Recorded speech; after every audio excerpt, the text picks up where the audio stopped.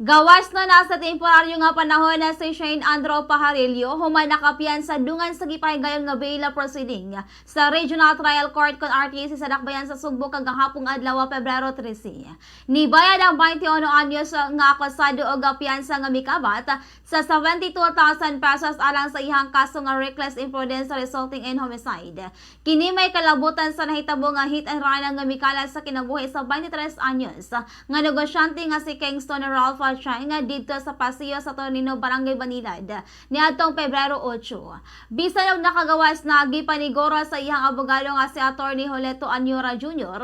nga dili mo sa akusados ug matubang nga kini sa mga suunod nga bisita sa korte. Apan matod pa niini nga nagmahay ang baong nga 21 anyos ug kanunay niya nga makita ang iyang kliyente nga maghilak samtang ana kini sulod sa tambalanan.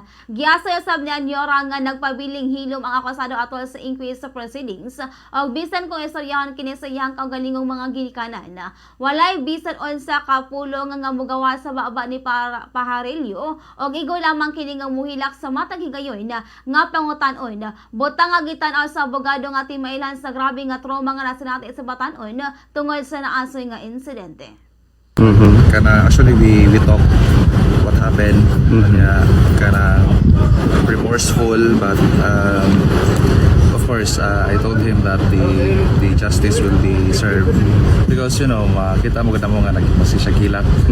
So nagilak siya sa hospital, although I would like to personally talk to him pero hindi mo ko siya matingog. Okay.